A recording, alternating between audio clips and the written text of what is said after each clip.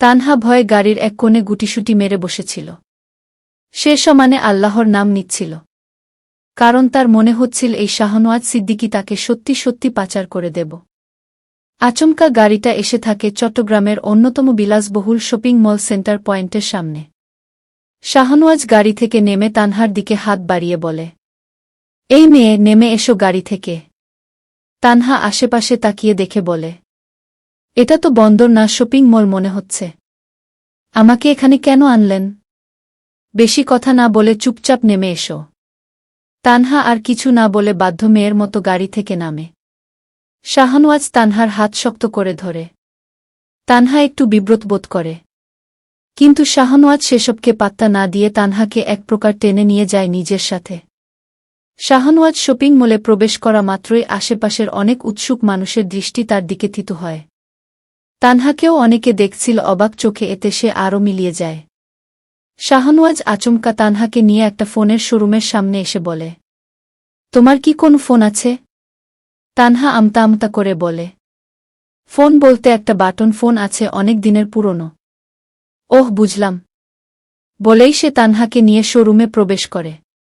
শাহনওয়াজকে দেখেই শোরুমের মালিক এগিয়ে এসে বলে, আরে স্যার, আপনি, কি সৌভাগ্য আমার, আপনার পা পড়েছে আমার এখানে। বলুন, আপনাকে কিভাবে সাহায্য করতে পারি? শাহনওয়াজ বলে, আমাকে আইফোনের লেটেস্ট মডেলের কিছু ফোন দেখান। এই স্যারকে আইফোন 16 এর সেরা মডেলগুলো দেখাও। কিছুক্ষণের মাঝেই অনেক ফোন এনে রাখা হয়। তানহা বুঝতে পারে না এসব কি হচ্ছে। শাহনওয়াজ তানহার উদ্দেশ্যে বলে, এখান থেকে একটা ফোন বাছাই করে নাও। আমি? হ্যাঁ, তুমি। কিন্তু আমি ফোন নিয়ে কি করব? কেটে কেটে খাবে, রাস্কেল একটা। নিতে বলেছি, নাও, একটা পছন্দ করে।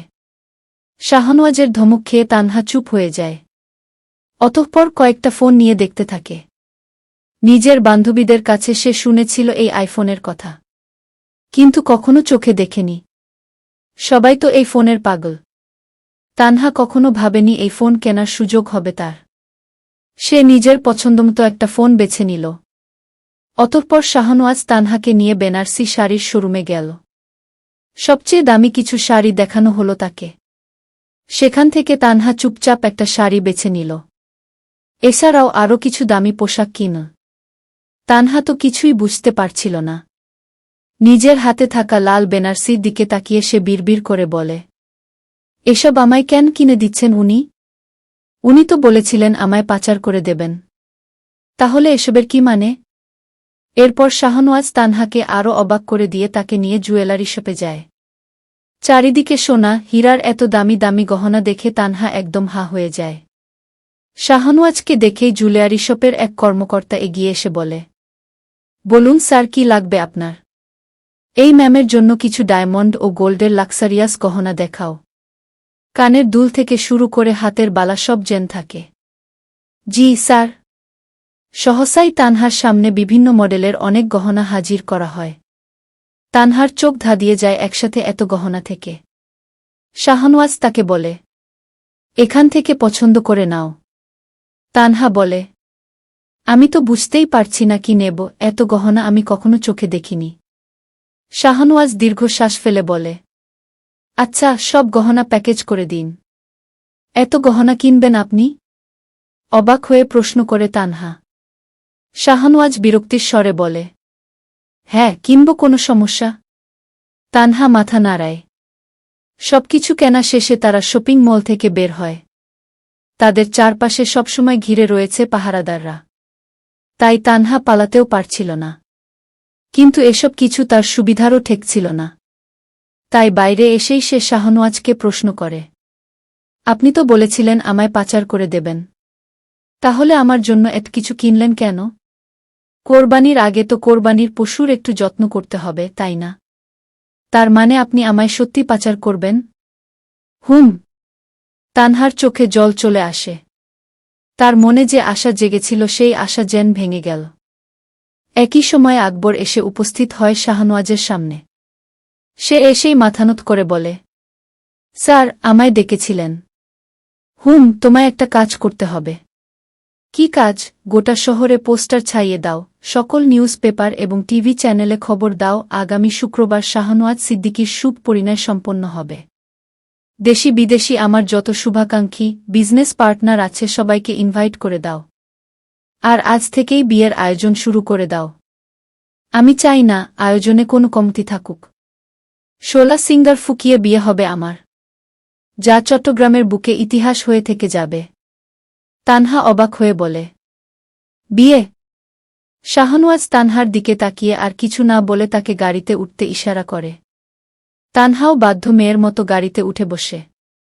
চট্টগ্রামের সমস্ত খবরের কাগজ, নিউজ পেপার সব জায়গায় ছেয়ে গেছে বিখ্যাত বিজনেসম্যান শাহনওয়াজ সিদ্দিকীর বিয়ের খবর। শুধু তাই নয়, পাত্রীর নাম যে তানহা এটাও দেখানো হয়েছে। টিভি খুলতেই এই সংক্রান্ত নিউজ দেখে চমকে উঠলেন মর্জিনা বেগম। সাথে সাথেই উঠে চলে গেলেন মিহির রুমে। মিহি তখন ঘুমাচ্ছিল। মর্জিনা বেগম মিহিকে ঘুম থেকে ডেকে তুলে বলেন, এই মিহি ওঠ, দেখ কি কাণ্ড হয়ে গেছে। মিহি বিরক্তির স্বরে বলে, ধুর, এভাবে আমায় ঘুম থেকে ডেকে তুললে কেন? তোমার উত্তেজনা দেখে তো মনে হচ্ছে লটারি পেয়েছ। লটারি নয় রে, পুরো হীরের খনি পেয়েছি। হীরের খনি?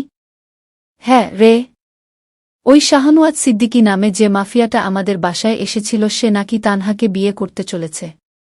মিহি হতবাক স্বরে বলে, এসব কি বলছো তুমি আম্মু? মাথা ঠিক আছে তোমার? হ্যাঁ, ঠিকই আছে।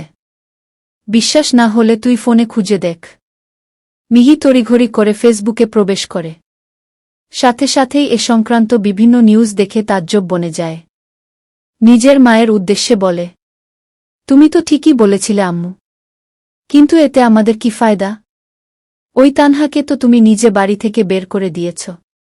মর্জিনা বেগম বলেন, আমি কি জানতাম যে ও এমন সোনার ডিম পাড়া হাঁস বের হবে। এখন কি করব সেটাই ভাবছি। মিহির মাথায় একটা বুদ্ধি খেলে যায়। সে বলে, তানহা যেমনই হোক মনের দিক দিয়ে অনেক সহজ সরল। যদি আমরা ওর সামনে গিয়ে একটু ন্যাকাকান্না করতে পারি তাহলেই ও গলে যাবে। ঠিক বলেছিস, আমিও এটাই ভাবছিলাম। আমি যাই তোর আব্বুর সাথে কথা বলে আসি। তানহা তো শাহনওয়াজের বাড়ি তথা সিদ্দিক ম্যানশনে এসে পুরো অবাক হয়ে যায়।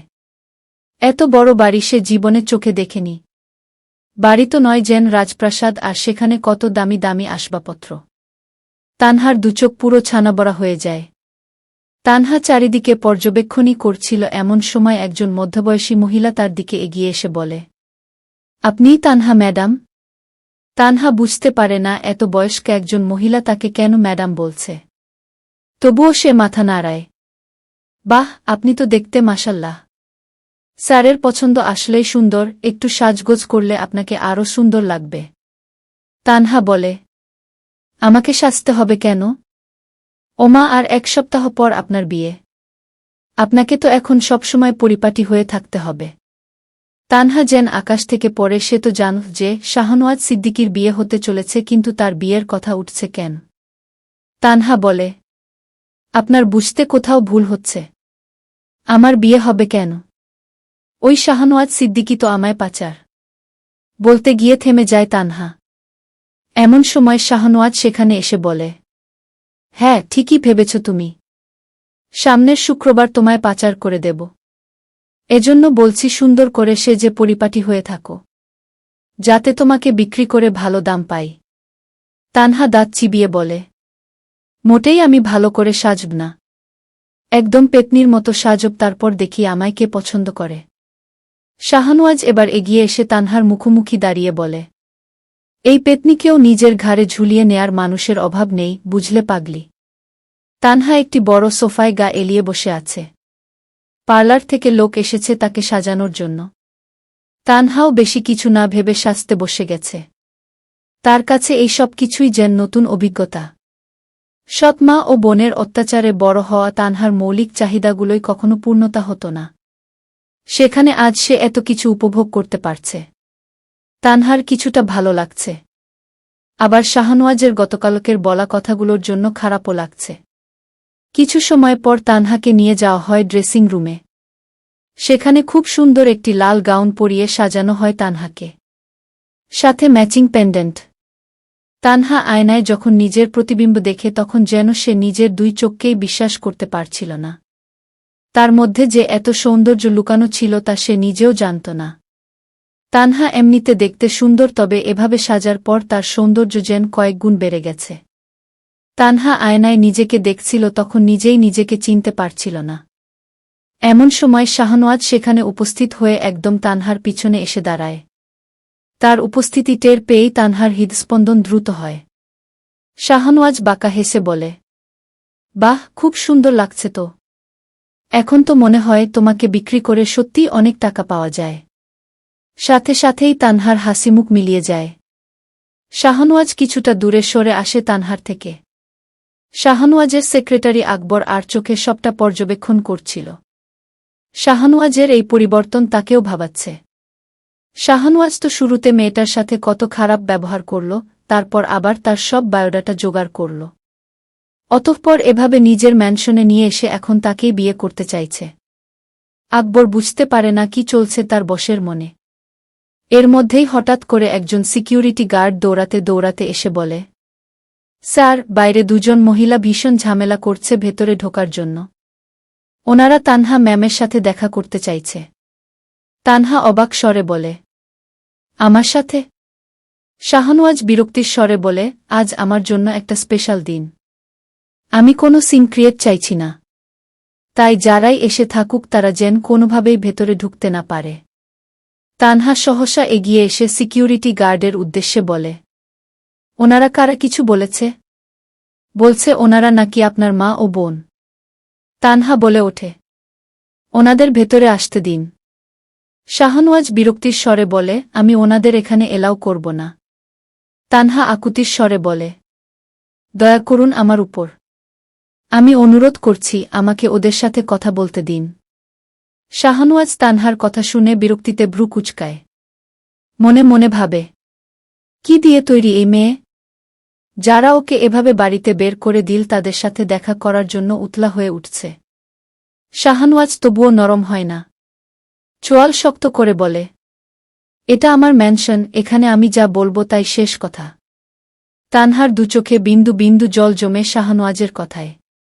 তানহার দুচোখে জল দেখে শাহনওয়াজের মনে কেমন জানি একটা অদ্ভুত অনুভূতি হয়। এই প্রথম অন্যরকম হিমদোলে কেঁপে ওঠে সে। তার মতো শক্ত ব্যক্তিত্বের মানুষও নরম হতে বাধ্য হয়। কিছুটা নমনীয় স্বরে সিকিউরিটি গার্ডকে বলে, ওনাদের ভেতরে আসতে দিন। কিছু সময় পর মর্জিনা বেগম ও মিহি দুজনেই এক প্রকার দৌড়াতে দৌড়াতে সিদ্দিকী ম্যানশনে প্রবেশ করে। দুজনেই চোখমুখ বিস্ময়ে ফেটে পড়ে। চারিদিকে এত আলোকসজ্জা, এত দামি দামি সব জিনিস আর এত বড় বাড়ি, এসব তাদের কল্পনার রাজ্যের থেকেও সুন্দর। মিহি ফিসফিস করে বলে, আম্মু, এত পুরো রাজপ্রাসাদ। মর্জিনা বেগম বলে, তাই তো দেখছি রে, যাই হোক, ভালো করে অভিনয় করার জন্য প্রস্তুত হয়। ওই তানহাকে আমি কিছুতেই একা এই রাজপ্রাসাদে রাজত্ব করতে দেব না। বলেই তিনি এগিয়ে যান তানহার দিকে। তানহাও মৃদু স্বরে বলে, আম্মু, মিহি, তোমরা এখানে। দুজনেই পরিকল্পনামতো তানহার পায়ের কাছে বসে পড়ে। তানহা তো পুরো বিস্ময়েথ বনে যায়। তাকে আরও অবাক করে দুজনে কাঁদতে শুরু করে দেয়। শাহনওয়াজ বিড়বিড় করে বলে, ননসেন্স ড্রামা। তানহা বলে, তোমরা কাঁদছ কেন? কি হয়েছে? মিহি বলে, আমরা অনেক অন্যায় করেছি আপু, তার ফল এখন আব্বু পাচ্ছে। আব্বু? কি হয়েছে আব্বুর? মর্জিনা বেগম বলেন, তোর আব্বু ভীষণ অসুস্থ রে, তুই বাড়ি থেকে বের হবার পরেই উনি ভীষণ অসুস্থ হয়ে পড়েছেন। একেবারে যায় যায় অবস্থা। মনে হয় আমি শীঘ্রই বিধবা হতে চলেছি। তানহার বুক ছাদ করে ওঠে। কোথায় আব্বু? আমি এখনই ওনার সাথে দেখা করতে চাই। আমি ওনার কিছু হতে দেব না। শাহনওয়াজ আকবরকে ইশারা করতেই আকবর এগিয়ে এসে বলে, আপনাকে কোথাও যেতে হবে না। আমি আপনার বাবার জন্য ভালো চিকিৎসার ব্যবস্থা করে দিচ্ছি। তানহা তবু শান্ত হতে পারে না। সে বলে, না, আমি আমার আব্বুর সাথে দেখা করতে চাই। এটা সম্ভব নয়। আজ আপনার এনগেজমেন্ট। তানহা হতবাক স্বরে বলে, কি বলছেন এসব? আমার এনগেজমেন্ট মানে? মিহি বলে ওঠে, এত অবাক হচ্ছিস কেন আপু? এমন ভাব করছিস যেন কিছু জানিসই না। আজ তো তোর আর শাহনওয়াজ সিদ্দিকীর এনগেজমেন্ট। তানহা পুরো জমে যায়। সে তো এসব কিছু জানত না। শাহনওয়াজের দিকে তাকাতেই সে চোখ ফিরিয়ে বলে, তোমার কোথাও যাওয়া হবে না। That's final. কিন্তু মর্জিনা বেগম বলে ওঠেন, উনি তো ঠিকই বলছেন। তোকে এখন কোথাও যেতে হবে না। ওনারা তো বললেন ডাক্তারের ব্যবস্থা করবেন। তোর আব্বু ঠিক হয়ে যাবে। আমি আর মিহিও খুব ক্লান্ত রে। তানহা বলে, আমি খেয়ালই করিনি। সে শাহনওয়াজের দিকে তাকিয়ে বলে, আম্মু আর মিহিকে এখানে থাকার ব্যবস্থা করে দিন প্লিজ। আর পারলে আব্বুকেও নিয়ে আসুন। শাহনওয়াজ কিছু বলতে যাবে কিন্তু তানহার আকুতিভরা টলটলে চোখ দেখে থেমে যায়। আকবরকে কিছু একটা ইশারা করতেই সে বুঝে যায়। মর্জিনা বেগম ও মিহির কাছে গিয়ে বলে, চলুন আমার সাথে। আকবর তাদের গেস্টরুমে নিয়ে যায়। এত সুন্দর রুম দেখে তাদের শোক যেন মুহূর্তেই উড়ে যায়। দুজনেই নরম বিছানায় গা এলিয়ে দেয়। মিহি বলে, বাহ, কি নরম বিছানা, একদম তুলোর মতো। রুমটাও কত সুন্দর। সে সব জিনিসপত্র হাত বুলিয়ে দেখে। আকবর বিড়বিড় করে বলে, এনাদের তো অভিনয়ের জন্য নোবেল দেয়া উচিত। এখনই কিরকম মরা কান্না কাঁদছিল আর এখন দেখো। মর্জিনা বেগম আকবরকে এভাবে তাকাতে দেখে বলেন, এভাবে কি দেখছ? আমি এই বাড়ির হবু মালকিনের মা, বুঝলে? আমার দিকে এভাবে তাকাবে না। আকবরের ইচ্ছা করছিল মুখের উপর কিছু কথা শুনিয়ে দিতে। অনেক কষ্টে সে নিজেকে শান্ত রাখল। এর মাঝে শাহনওয়াজ কল দিল তার ফোনে। হ্যালো স্যার, বলুন। কি বুঝলে? সবটাই এদের অভিনয় স্যার। সেটা আমি আগেই জানতাম। শোনো, ওদের উপর নজর রাখো। আমি চাইনি আজকের দিনে তানহার মন খারাপ হোক। তাই ওদের এখানে থাকতে দিয়েছি। কিন্তু ওদের উপর আমার একটুও বিশ্বাস নেই। আজ যেন কোনো ঝামেলা হয়। জি স্যার। শাহনওয়াজ ফোনটা রেখে দেয়। আকবর দীর্ঘশ্বাস ফেলে বলে, স্যারের এত নমনীয় রূপ আমি কখনো দেখিনি। কেন উনি ওই মেয়েটার সামনে বারবার দুর্বল হয়ে পড়ছে? শুধুই কি প্রতিশোধের নেশা নাকি? তার ভাবনার মাঝেই আসগর ইসলাম দৌড়ে দৌড়ে রুমে এলেন। এসেই দল আনন্দে লাফিয়ে মর্জিনা বেগমের উদ্দেশ্যে বললেন, তানহার ভাগ্যটা তো সোনায় গড়া দেখছি। আকবর ভ্রু কুঁচকে বলল, এনার নাকি যায় যায় অবস্থা ছিল, এখন তো দেখছি ডিস্কো ডান্সার। পুরো ড্রামাবাজ পার্টি।